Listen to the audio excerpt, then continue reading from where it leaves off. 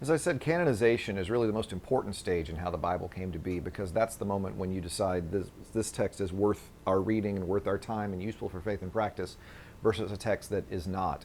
The decisions were made, well, in fairly logical ways. In fact, I could ask you to come up with a list of what for you would make a text Bible or not, and it probably would look very much the same.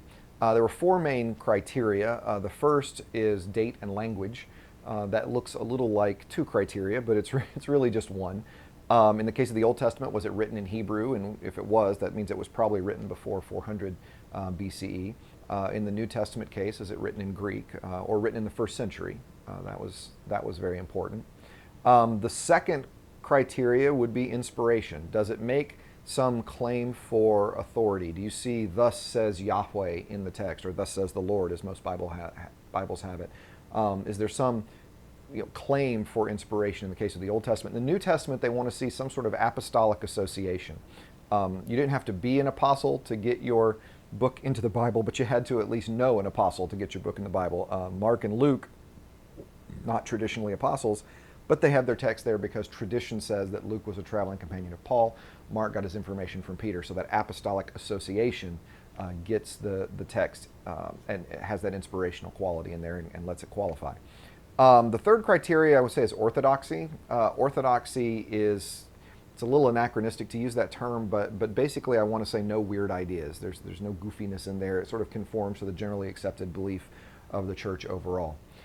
So those three, I think, are fairly logical, fairly reasonable, and if I asked you to come up with criteria, you'd probably want to say, needs to be old, needs to be written by somebody inspired by God, needs to not be goofy. I mean, those are all very logical kind of criteria, but unfortunately, those were not the most important. In fact, probably the last criteria is the trump card. It's the most important. It's the one that could trump the other three.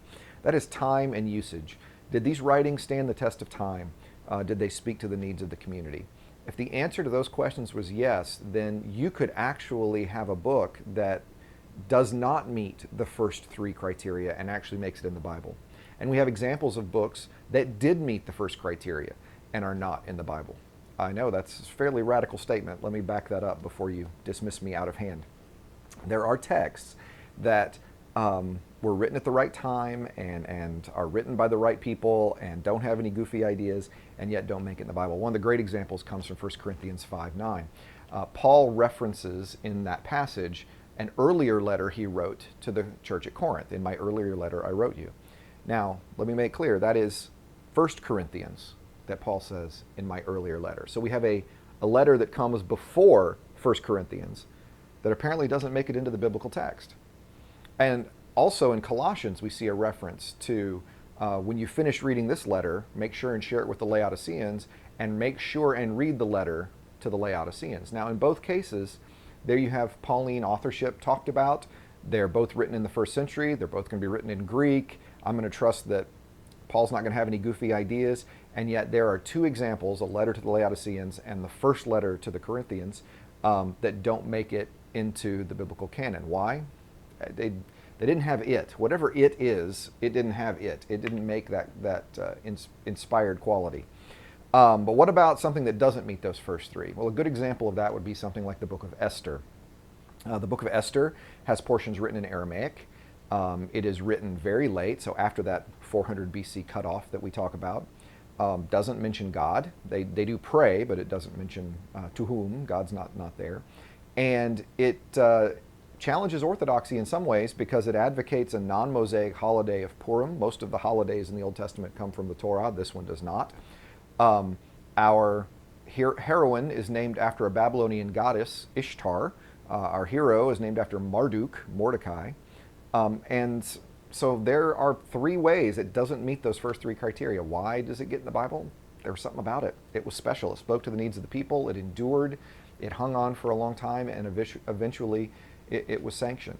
Now, when I was sitting where you were sitting and trying to, process how the Bible came to be, these criteria, particularly the last one, bothered me a great deal because it started feeling like we could just vote whatever we wanted into the Bible, that it was some matter of popular opinion.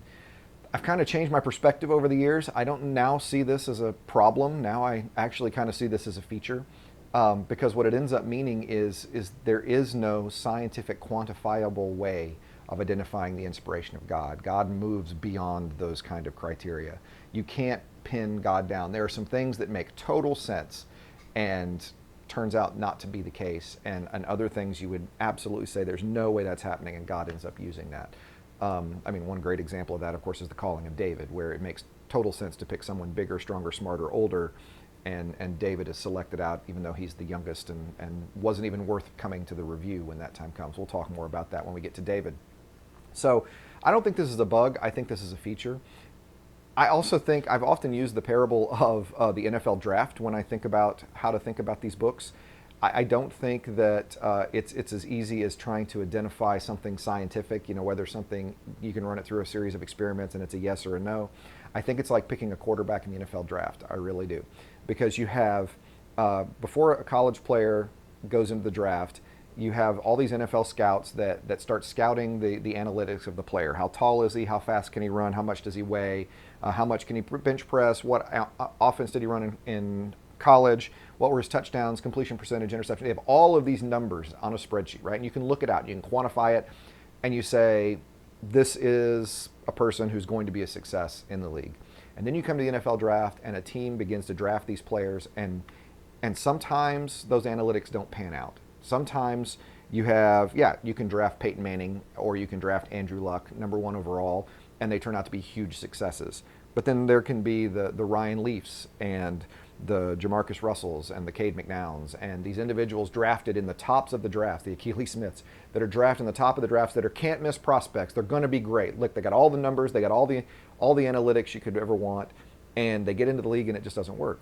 Then the other side of that, you have those individuals who don't pass whatever tests those are. Joe Montana, drafted in the 3rd round. Tom Brady, drafted in the 6th round. Both go on to great success, but they didn't have those numbers, those analytics. But they had it. Whatever it was, they had it. Esther had it. Whatever it is, Esther had it.